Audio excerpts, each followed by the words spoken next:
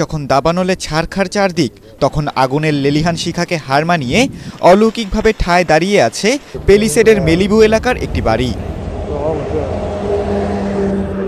$9 million তিনতলা বাড়িটির মালিক 64 বছর বয়সী ডেভিড স্টেইনার। পেশায় ছিলেন টেক্সাসের বর্জ্য ব্যবস্থাপনার একজন নির্বাহী কর্মকর্তা। পেলিসেডে যখন দ্রুত গতিতে ছড়িয়ে পড়তে শুরু করে দাবানল, তখন প্রাণ বাঁচাতে বাড়ি ছেড়ে সপরিবারে ঠাঁই নেন নিরাপদ আশ্রয়ে। ভাবেননি আর ফিরে যেতে পারবেন নিজ ঘরে, তবে আগুন নেভার পর দেখলেন আশ্চর্য এক কাণ্ড। আশপাশের সব বাড়ি পুড়ে ছাই হলেও পুরোপুরি অক্ষত তার বাড়ি।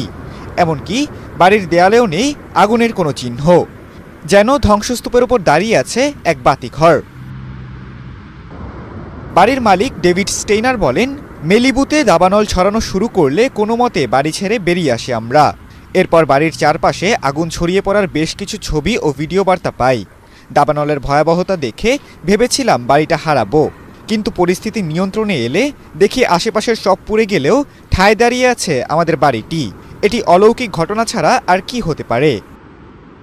এই বাড়ির ছবি ও ভিডিও শেয়ার করে নানা রকম গুজব ছড়িয়েছে সামাজিক যোগাযোগ মাধ্যমে। ঘটনার ব্যাখ্যা দিতে গিয়ে মালিক ডেভিড জানান, যে কোনো বড় আঘাত ও ভূমিকম্পের মতো প্রাকৃতিক দুর্যোগ ঠেকাতে বিশেষ নকশায় বানানো হয়েছে বাড়িটি। অগ্নি প্রতিরোধক ছাদের পাশাপাশি নিরেট পাথর ও জোরালো প্রলেপে তৈরি বাড়ির দেয়াল। বড় ধরনের ঘূর্ণিঝড় বা জলোচ্ছ্বাসের ঢেউয়ের চাপ প্রতিরোধে মাটি থেকে কমপক্ষে 50 ফুট গভীরে গর্ত করে বসানো হয়েছে মূল কাঠামো। এমন ঘটনায় খুশিতে আত্মহারা ডেভিড ও তার পরিবার। বাড়িটিকে তারা ডাকছেন লাস্ট হাউস স্ট্যান্ডিং বা ধ্বংসস্তূপের শেষ বাড়ি হিসেবে।